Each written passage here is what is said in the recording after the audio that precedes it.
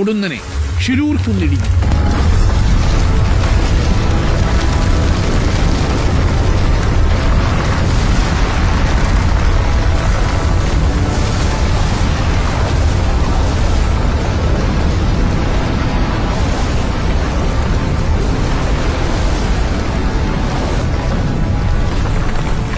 ഉത്തര ജില്ലയിലെ അങ്കോള താലൂക്കിലെ ഷിരൂർ ഗ്രാമത്തിലൂടെ കടന്നുപോകുന്ന പൻവേൽ കന്യാകുമാരി ദേശീയപാത.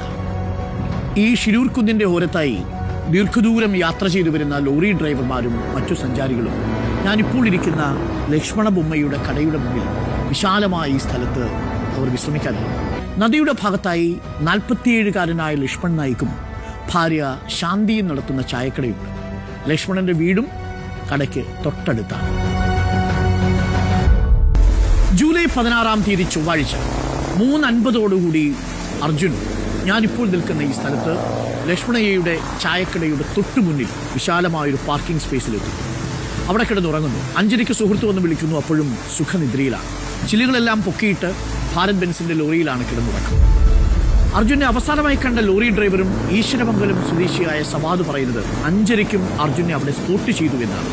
ഇവരൊരുമിച്ചാണ് ബൽഗാവിയിലെ രാംനഗറിൽ നിന്ന് ലോഡ് എടുത്ത് യാത്ര തുടങ്ങിയത്. മഴ പെയ്യുന്നത് കാരണം അത് പറയാനാണ് സവാദ് ലോറി നിർത്തി അർജുനെ വിളിച്ചത്. അപ്പോൾ സമയം പുലർച്ചെ 5:30. 3:50 ഉറങ്ങാൻ കിടന്ന് അർജുൻ ഗാഠനിദ്രയിലായിരുന്നു.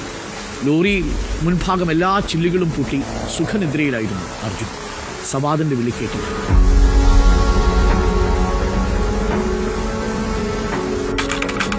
സമയം 8:33. പൊടുന്നനെ ഷിരൂർ കുന്നിടിഞ്ഞു.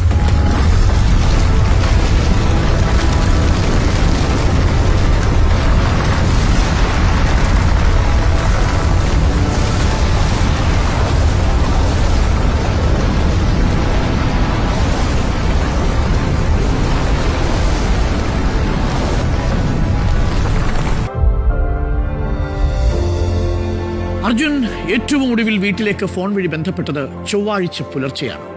പിന്നീട് അർജുനെ കുറിച്ചുള്ള ഒരു വിവരവുമില്ല. തുടർന്ന് നടത്തിയ അന്വേഷണത്തിലാണ് ഷിരൂരിലെ മണ്ണിടിച്ചിലിനെ കുറിച്ച് കുടുംബം അറിയുന്നത്. ഷിരൂരിലെത്തിയ സംഘം കണ്ടതത്രയും നിരാശാജനകമായ കാഴ്ചകളാണ്. ഒരു പോലീസ് ജീപ്പും ഒരു മണ്ണുമാന്തി യന്ത്രവും മാത്രമാണ് സംഭവ സ്ഥലത്തുള്ളത്. തിരച്ചിൽ എന്നത് വെറും പ്രഹസനം മാത്രം. എത്ര പേർ മണ്ണിനടിയിൽപ്പെട്ടെന്നോ എത്ര വാഹനങ്ങളുണ്ടെന്നോ ഒരു കണക്കുമില്ല. ദേശീയപാതയിലെ ഗതാഗതം പുനഃസ്ഥാപിക്കാനുള്ള തിടുക്കമാണ് അധികൃതർക്കെന്ന് തോന്നിയ രീതിയിലാണ് ആദ്യം മണ്ണെടുപ്പ് നടക്കുന്നത്. പലതവണ പോലീസ് സ്റ്റേഷനുകളിൽ കയറിയിറങ്ങി. അങ്കോള പോലീസ് സ്റ്റേഷനിൽ നിന്ന് ഒരു തരത്തിലുള്ള സഹകരണവും സഹായവും തുടക്കത്തിൽ ലഭിച്ചില്ല. മറ്റു മാധ്യമങ്ങളിലും വിഷയം റിപ്പോർട്ട് ചെയ്യുന്നു. അപ്പോഴേക്കും മണ്ണിടിച്ചിലുണ്ടായി 3-ാം ദിവസം എത്തിയിട്ടുണ്ടായിരുന്നു. ആദ്യത്തെ ഗോൾഡൻ ഓപ്പർച്യൂണിറ്റി നഷ്ടപ്പെടുത്തി കഴിഞ്ഞു. രക്ഷാപ്രവർത്തനത്തിന്റെ സുവർണ മണിക്കൂറുകൾ നഷ്ടപ്പെടുത്തിയതിന്റെ നിരാശയിലാണ് കുടുംബം.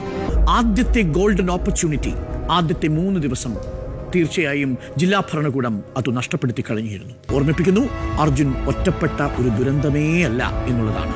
ആ സാധ്യതകൾ ഇനിയും ആവർത്തിച്ചേക്കാം.